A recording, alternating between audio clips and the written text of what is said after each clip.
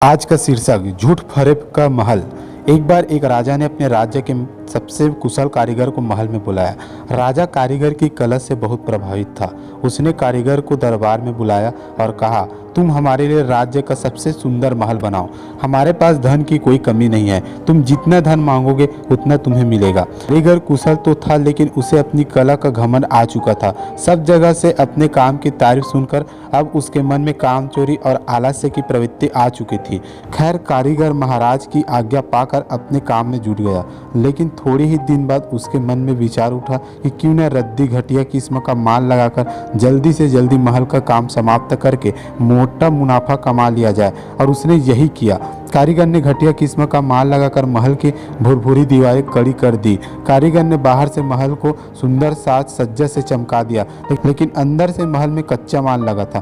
थोड़े ही दिन में आकर्षक सुंदरता वाला, सोने सी चमक दमक वाला सुंदर सा महल तैयार हो गया। महल खड़ा करने के बाद कारीगर राजा की सेवा में पहुंचा और राजा को महल बनने की सूचना दी। राजा अगले ही दिन महल का निरीक्षण करने के लिए पहुंचे। महल को देख राजा बहुत ही प्रभावित हुए।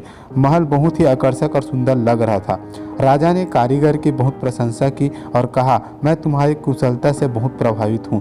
इतने सुंदर महल निर्माण के लिए तुम्हें जो भी इनाम दिया जाए वो कम है। मैं सोच रहा हूँ इस अद्भुत कार्य के लिए तुम्हें क्या इनाम दिया जाए। फिर थोड़ा सोच विचार कर महाराज मुस्कुराए और बोले, लो, तुम्हें यही महल पुरस्कार में देता हूँ। राज की बात सुनकर कारीगर हतप्रभ रह गया। उसे क्या मालूम था कि जिस महल को वह घटिया माल से बना रहा है वही महल एक दिन उसे इनाम में मिल जाएगा।